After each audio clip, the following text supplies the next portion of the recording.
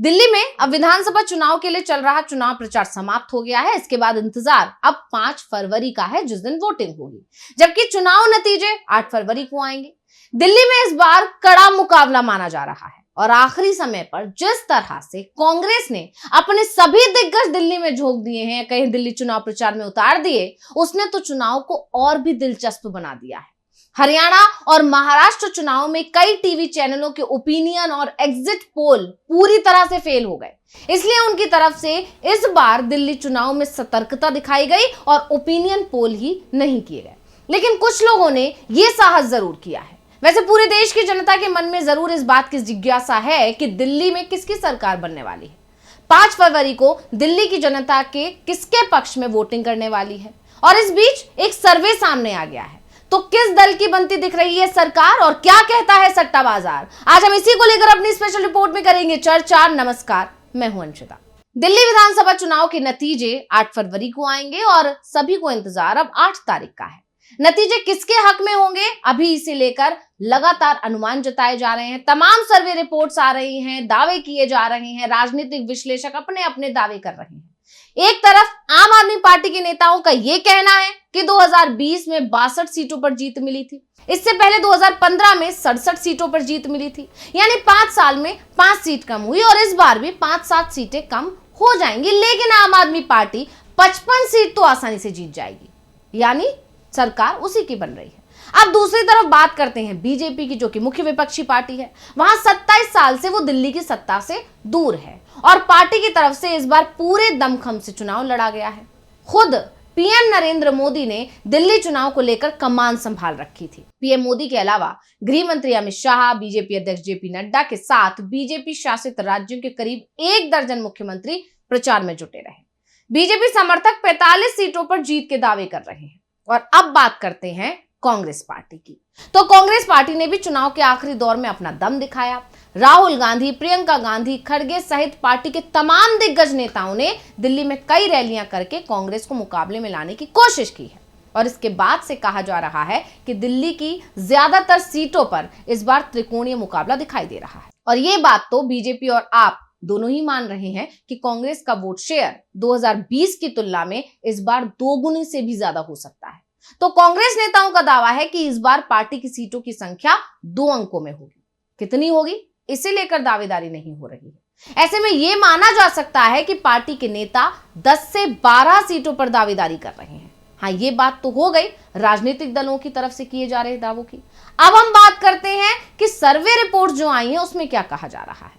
तो उन सर्वे रिपोर्ट्स में किस दल के हिस्से में कितनी सीटें आ रही हैं, क्योंकि राजनीतिक दलों की तरफ से जो दावे किए जाते हैं वो उनके कार्यकर्ताओं से मिले फीडबैक के आधार पर होते हैं।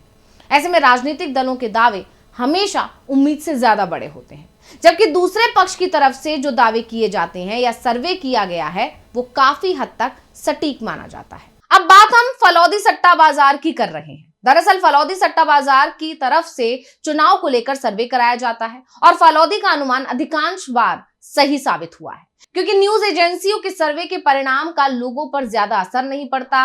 इसलिए अगर ये परिणाम गलत भी साबित हो जाते हैं तो सर्वे एजेंसियां अपनी चूक मान लेती हैं। लेकिन फलौदी बाजार का अनुमान गलत हुआ तो हजारों करोड़ों का नुकसान हो जाता है।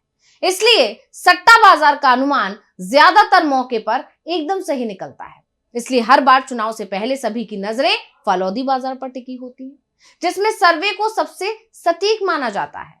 और इस बार जो अनुमान फलौदी की तरफ से आ रहे हैं उसमें बीजेपी को एक बार फिर से विपक्ष में ही बताया जा रहा है, जबकि आपको यानी आम आदमी पार्टी को सत्ता मिलने का अनुमान जाहिर ही किया गया है। फलौदी बाजार की तरफ से जो अनुमान जाहिर किए गए हैं उसमें आम आदमी पार्टी को 38 से 40 सीट का अनुमान जाहिर किया गया है।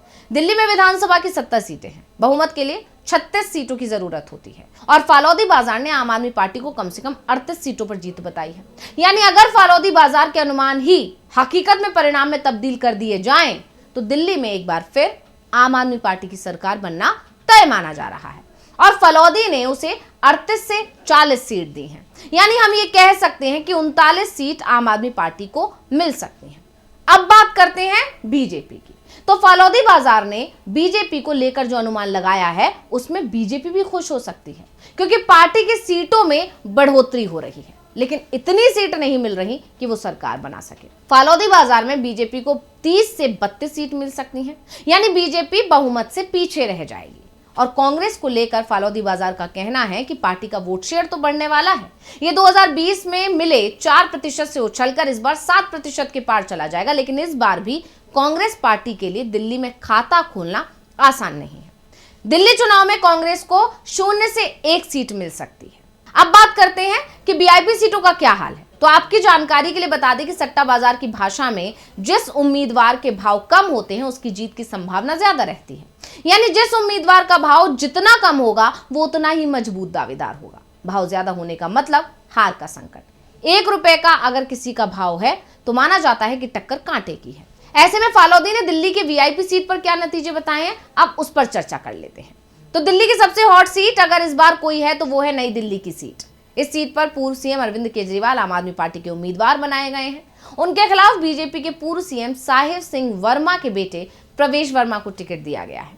तो कांग्रेस की तरफ से पूर्व सीएम शीला दीक्षित के बेटे संदीप दीक्षित को मैदान में उतारा गया है। शीला दीक्षित 15 साल दिल्ली की सीएम रही और वो नई दिल्ली सीट से ही विधायक चुनी जाती रही थी। इस सीट पर फालौदी ने अरविंद केजरीवाल की जीत की उम्मीद जताई है। केजरीवाल की जीत पर 75 पैसे का भाव तय किया गया है। यानी केजरीवाल चुनाव तो जीत जाएंगे, लेकिन पिछली बार की तुलना में उनकी जीत का जो अंतर है वो कम हो सकता है।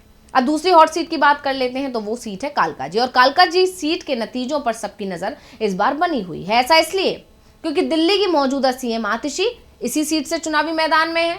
दिल्ली की सबसे चर्चित वीआईपी सीट पर दिल्ली की मौजूदा मुख्यमंत्री आतिशी मार्लेना आप उम्मीदवार हैं। सट्टा बाजार फालौदी में आतिशी की जीत का भाव 29 पैसे है। सीएम आतिशी का मुकाबला भाजपा उम्मीदवार रमेश विधूड़ी और कांग्रेस की अलका लांबा से है। और फालौदी बाजार की माने तो इस बार आतिशी की जीत पिछली बार से भी ज्यादा बड़ी होने वाली है। और इसका सबसे बड़ा कारण माना जा रहा है 2020 में आतिशी विधायक रहते हुए चुनाव लड़ी थी और इस बार वो सीएम रहते हुए चुनाव लड़ रही हैं। तो दिल्ली के सरकार के पूर्व डिप्टी सीएम मनीष सिसोदिया ने इस बार सीट बदली है। वो इस बार जंगपुरा से चुनाव लड़ रहे हैं। फालौदी सट्टा बाजार में मनीष सिसोदिया की जीत के भाव 62 पैसे पर खोला गया है। बता दें कि सिसोदिया का मुकाबला भाजपा के तरविंदर सिंह मारवाह और कांग्रेस के फरहाद सूरी से होने वाला है। तो अब यहाँ सारे आंकड़े सामने आ चुके हैं और सर्वे रिपोर्ट यही दावा कर रही है, या सट्टा बाजार की जो रिपोर्ट आई है वो यही दावा कर रही है कि जीत तो आम आदमी पार्टी की होने वाली है। अब सर्वे रिपोर्ट कितनी सटीक बैठती है ये तो 8 फरवरी को जब नतीजे आएंगे तभी साफ हो पाएगा। लेकिन फिलहाल इस रिपोर्ट ने बीजेपी और आम आदमी पार्टी दोनों की चिंता को बढ़ा दिया है, क्योंकि एक बात साफ हो गई है कि टक्कर बेहद कांटे की है। तो रिपोर्ट आपको कैसी लगी हमें कमेंट करके अपनी राय जरूर दीजिएगा। इसी के साथ मुझे दीजिए इजाजत। देखते रहिए डीवी लाइव। नमस्कार।